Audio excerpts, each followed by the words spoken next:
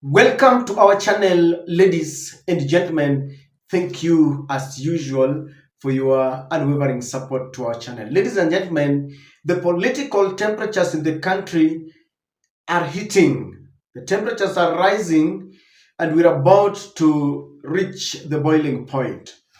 And the usual suspects in the political space must be worried because there are certain new kids in the block. There are certain new kids in town that want to take over. Now, one such new kid on the block is none other than the Trans-Nzoia governor, George Natembea, with the slogan Tawe. And if you've realized, slogans will really play a very important part, an integral part in the next election. Natembea has Tawe, the former deputy president Rigathi Gachagua has Kiza wa Kenya. Listen to your people. Now, George Natembea today made inroads. And I think this is the first rally that George Natembea is taking outside Trans-Nzoia County. We've known him to gather a lot of crowds, but within Trans-Nzoia. But George Natembea decided to alight in Kisumu, and then we were told that he was going to visit, to have stopovers in several western towns. And the first town that I think he arrived at was Kakamega, the home turf of none other than the Chief Minister, Musalia Mudavadi. And ladies and gentlemen, I want you to listen to the messaging of George Natembea because I want us to come back and try and dissect, because the message is very deliberate and it is meant to meet a particular political objective. Remember, this is happening just a few days after George Natembea had trouble with the EACC. He was arrested. He spent a night at the EACC headquarters. He was released. Now, just before we listen to the speeches, I want us to read something from Samson Cherargei, the Nandi senator. Now, it was reported that Natembea was received by MCAs after landing at Kisumu International Airport. So Samson Cherargei wrote something that I want us to look at. He was saying the Trans-Nzoia County MCAs are a national embarrassment. Instead of beginning impeachment proceedings against George Natembea over poor development, corruption, and poor governance, they are busy rolling out red carpet for him. As a country, we must choose either to use constitutional accountability mechanisms or normalize corruption. Tunasema tawe kapisa. That is Samson Cherargei, who has been calling for the impeachment of George Natembea. Now, ladies and gentlemen, allow me to say something before we listen to George Natembea himself. If Samson Cherargei wants Natembea to be impeached because of alleged corruption, we have listened to the reports of the Auditor General and the Control of Budget, and we have been told that corruption in this government is entrenched from the top, from State House, from the President's office.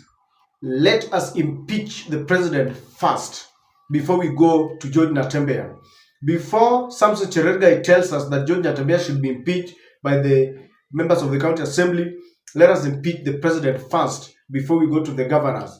Let us listen to George Natembea, and please again listen to the message. Kindly subscribe to our channel, click the notification bell, please like and share videos. Ladies and gentlemen, this is the man behind Tawe movement. Lazima mshikilie nyuma ili tukomboe ama namna gani? Maana maisha yetu sio mazuri. Na mimi nikisema maisha ya Mluya ibadilike, wengine wanafinya mimi, si ndio? Na mimi nimesema nitajitolea vile Yesu alijitolea. hata kama watanifinya watu yangu, msikie hii mateso isikuwe ni ya bure. Ikifika wakati ya kupiga kura, tunapiga kura kama tumefungua macho. Wakati wa kupangwa na watu kutoka sehemu zingine kuja kutupanga sisi, maneno ilikuja 2022. 2027 hizi namba za Waluya ambayo ni mingi lazima iweke tofauti katika maisha ya watu wetu. Sisi tuko na jukumu la kubadilisha maisha ya watoto wetu na wajukuu wetu, si ndio? Na mtu asiwauzie uoga wote. Kenya ni nchi huru. Tuko na katiba ambayo ni nzuri kuliko katiba yote katika mataifa yote. Usiogope watu yangu. Waluya tunaweza kuwa oga siku gani? Ati mjiona mtu anakuja mnakimbia. Msikimbie, mimi niko mbele, tunapambana kupanga maisha ya watu wetu. Tuko pamoja watu wetu. Sasa unajua mimi wamenipimia hewa, nimejongea sana, wanatupatia gasi. Sitaki watu wangu wapigwe. Uko wazima? Uko chonjo? Sisi tumesema sasa lazima tujipange, si ndio? Kuna wala ambao wakiona tukijipanga wanakasirika. Wanaleta makasiriko. Hawataki Muluya ainuke juu, si ndio? Na mimi nimesema nimejitolea. Wakati huu lazima Muluya afike kwa ile meza. Wapende wasipende, si ndio? Mambo ya kupangwa ilikwisha 2022. 2027 kwenda mbele, tunajipanga watu wetu, si ndio? Sisi mkoa wa Magharibi umaskini umekita mizizi huku. Factory zote zetu zimefanya nini? Zimekufa, si ndio?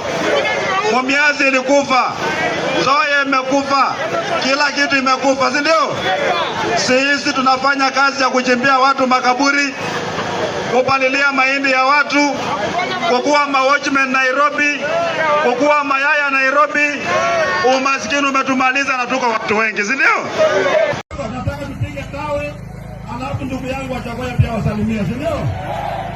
Nataka tufunge, nikisema kitu mnasema tu tawe, si ndio? Mnakata na kusema tawe. Nataka muongee mpaka dunia yote sema Kakamega naongea leo, si ndio? Haya, wacha tufunge. Sisi hataki kuchimba makaburi tena. Wacha tufunge. Haya, Komutambo.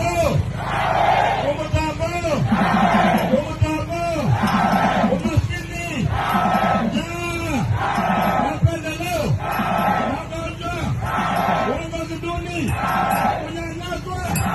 Kuja watoto. Watchman. Haya. Shetani. Uko chonjo. So, ladies and gentlemen, if you listen carefully to George Natembea and you listen to the message, I want us to try and break the messaging in 3 or 4 categories. One, George Natembea was telling the Luhya community, the sons and daughters of Mulembe, that they need to be courageous. Hii uoga lazima iishe. Because he was telling them he has been intimidated before, but he's telling them the time to bury the fear is now, so that they can move on together. Many a times, you'll realize that citizens follow courageous leaders. That is why some people followed Ruto. Some people are now behind Rigathi Gachagua because he is confronting and taking William Ruto head on. That is why some people followed Raila Amolo Odinga. Kenyans want people who can face a rogue government and tell them this is bad. You've seen George Natembea many times facing William Ruto. When William Ruto signed a decree to remove strict vetting of the members of the Somali community when they get IDs, everyone was clapping for him. But George Natembea in one of the funerals told him, Mr. President, this is wrong, you are exposing our country. There was a time when William Ruto disbanded the SSU, the Special Service Unit within the Kenya Police, that Ruto claimed his former boss Uhuru was using to kill people, torture, and throw them into River Yala. Natembea told him, even if you disband, you don't come and tell everyone, because wale wahalifu watajua ya kwamba hii kitengo cha polisi haiko tena. And he told him, when they realize that that very lethal department is no longer there, that unit, then they will come and they will perpetuate atrocities because you've disbanded it. So Natembea is one person who has been telling William Ruto, even when there was banditry in Baringo, he told Ruto, the people who are giving you, spreading the red carpet for you, are the people behind the banditry. Natembea has been courageous. So he was telling the Luhya nation, stop being cowards. Let us face our future with a lot of courage. And he didn't end there. He told them, I am there. I'll be leading from in front so that you follow me. And he was telling them that I'm ready to be sacrificed. And he was telling them, you follow me with courage so that even if I'm extinguished, my blood shall not go in vain. It will pay for something. He's also telling them that it is time for the Luo community to reorganize and relook at their politics. The time for outsiders and external forces coming to determine for them how to vote is gone, and he says that ended in 2022. He's also reminding them of their numbers. He's saying they have got a huge number of votes that must change their lives. And he was telling them the time for those jobs that lawyers have been known for, being watchmen, being housemaids. He's saying something there is very, very pathetic there. And he's also reminding them that they are usual suspects who have been there before, and they've never brought any changes to the table. They have been there just looking for their own benefits, using politics, using the masses of the lawyer community to bargain for their own stomachs. That is what George Natembea is saying, and he's saying he's ready to go and sit on the negotiating table. In this video, let us look at 3 casualties if George Natembea shall manage to unite the people of the mountain behind him. Who are the casualties? Number 1 is Mudavadi and Wetangula. Wetangula says there are people who have been there before, but we've never seen anything that they're doing for the nation. And when you saw Natembea begin his campaign by landing in Kakamega, that is the first warning shot to Musalia Mudavadi, and he's telling him, here I am, and I'm coming to wrestle power from you, and I want it, and this is the time, it is not tomorrow. Because people like Musalia Mudavadi have been there before, and if you talk to many lawyers, they say we've never seen anything. Theirs is praise and worship. Do you remember there was a time when we needed change in 2020, in 2002? Mudavadi was reappointed by the former late president, Daniel Toroitich arap Moi, to be vice president for 3 months. We need leaders who are courageous, who can read, yani ile kusikiza watu. You read the mood of the people and you show the best direction. So Natembea is going to make Musalia Mudavadi and Wetangula the first casualty. When he takes over, he will condemn Mudavadi and Wetangula into political oblivion, because this is a new force and the new kid on the block that is resonating well with the youths. And together with Malala, I can assure you that it is not going to be business as usual for Musalia Mudavadi and Wetangula. Those two are going to be the first casualties. And if you're not careful, DAP is going to sweep. I don't know how DAP and the DCP is going to merge together, because they are in the same camp, Malala, Natembea, and Rigathi Gachagua. Maybe they will agree on zoning, that this is DAP's area, we can leave it to DAP, and this is like Gachagua is saying, anataka DAP ichafue the mountain, anataka DCP ichafue the mountain. I think Natembea would also want, DAP ichafue the Mulembe nation. Number 2, the other casualty is going to be Raila Amolo Odinga. In fact, Raila must be very careful.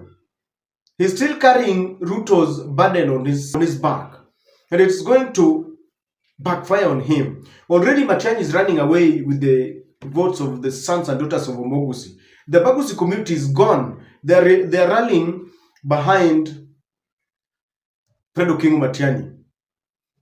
On this other end, Natembea is also coming up, and Natembea has a message for him. Those people who have been coming to determine for us elections, while wanakuja kutupanga. And Natembea says, when they see us trying to reorganize ourselves, they start getting jitters. They feel uncomfortable because they are used to controlling us. Remember, when Raila goes to lawyer and he says, yeah, I'm a lawyer. Yeah, he's got some roots there. But now George Natembea has a message for him, that the time to control Luya votes by outsiders ended in 2022. And that is why Raila must be very careful. Even William Samoei Ruto. Remember, for example, in Kakamega, William Ruto came and sponsored Malala with the UDA ticket. Raila came and sponsored Fernandez Baraza with the ODM ticket. Amani, ANC, I don't know, did not even have a strong candidate there. And this is what George Natembea calls controlling the Luya nation. It is like UDA coming to control Kisumu, or ODM going to control maybe Muranga, and telling them we want a governor from an ODM party. And Natembea is right. I think it is high time that the Luya nation stands together, unites together behind one man, so that when they go to the table, they have one strong voice. Si eti Natembea anaongea hivi, Wetangula anasema kivyake, Mudavadi anasema kivyake. In the end, their numbers don't count. If you look at Kalenjins, they almost voted in one basket. Luos in one basket. Kikuyus. And I'm not preaching for tribalism. I'm just saying that if you look at the kind of politics that is going to play in 2027, Matiang'i is taking their people away from Raila because they have realized that these usual suspects are not helping them. They negotiate for their own benefits and fortunes. Ukiona Natembea anataka kukuja hii side, if you are not careful, Joho will emerge as a strong force, and you will hear them talking about their own party. This is what the Speaker of the Senate, Amason Kingi, started sometimes back. He wanted Coastal, a party that the Coastarians can resonate with, but Raila went there and neutralized him. If Joho decides and he decides to bring together all the leaders in the coast and they say, I want our party, let me tell you, it is not going to be business as usual. So Raila and Ruto are going to be casualties, according to the message of George Natembea. George Natembea must remain resolute because they are going to try to persecute him, a lot of cases against him, but he must remain firm. There is another allegation. I don't know how true this is. Some people feel that George Natembea is being used by William Samoei Ruto. In politics, anything is possible. And there was this allegation that he was to be intimidated by the EACC so that he could gain sympathy from the Luya nation. Now that he was taken to the EACC and he spent a night, he has started now traversing the Luya nation and he will go beyond the Luya. So some people feel that maybe anatumika pale. We wait and see, because it will be very pathetic if he gets all that votes and give it to to Ruto when it comes to 2027. But I don't think so. Maybe the people are afraid that the Luya nation is now uniting behind one person, have started spreading this rumor so that they can be disintegrated. I want to wait for Atwoli and see what he will say, because Atwoli is one man who has been saying that lawyers must speak with one voice, but he's always been rallying behind Musalia Mudavadi. Let us wait this time round whether he's going to support Natembea. So, ladies and gentlemen, Natembea has started, and we only hope that this fire is not going to be extinguished. This fire is going to go till 2027, and maybe Natembea might not even go back to the gubernatorial position. He must be in the high table, where Matiang'i is going to sit, where Gachagua is going to sit, Kalonzo is going to sit. Someone is asking, where is Kalonzo Musyoka? Bado anapima, what is happening? We don't really feel him. I know people are still struggling to galvanize the support in their backyard, but Kalonzo has the support, full support of the Kamba nation. Maybe that's why he's sitting pretty, but he needs to do something. Ladies and gentlemen, the Tawe movement has taken over Western, and I know you're going to hear a lot of rumor. Natembea started and he decided to take the war to Mudavadi's doorstep. What say you? Kindly share with you in the comment section.